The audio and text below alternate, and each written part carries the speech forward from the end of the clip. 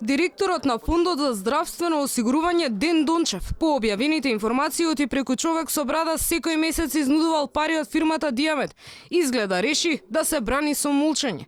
Дончев ги одбива телефонските повици на Алфа, а конкретен одговор за вистинитоста на информациите објавени на Плюс Инфо од новинарот Бранко Геровски не добивме и од службата задолжена за односи со јавност на Фондот за здравствено осигурување.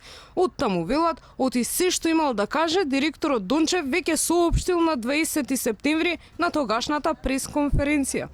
Според неофицијални информации, како што објави порталот Плюс Инфо, Дончев барал и добивал рекет преку брадест посредник за нормално да течат исплатите од државата за услугите за диализа.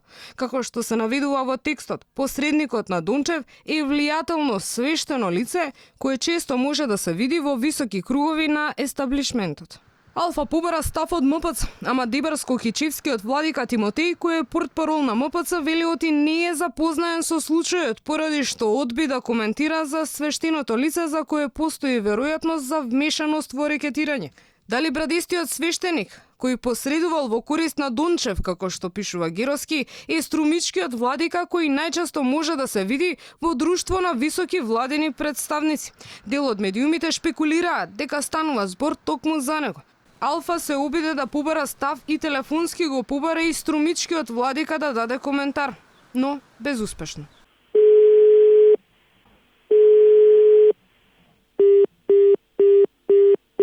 Од јавното обвинителство на прашање на Алфа, во која фаза е постапката за случајот познат како Рекет 2, велат дека се уште се прибираат информации.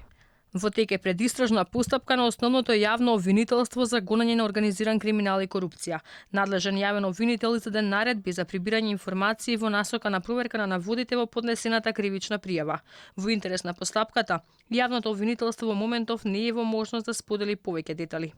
За аферата Рекет 2 јавноста дозна откако Вера Иванова, бизнисменката која го продаде Диамет, поднесе кривична пријава против Дончев и Филипче, а подоцна и против Зоран Милевски Кичеец кој е осомничен и во Рекет заедно со Боки 13 и Катица Јанева.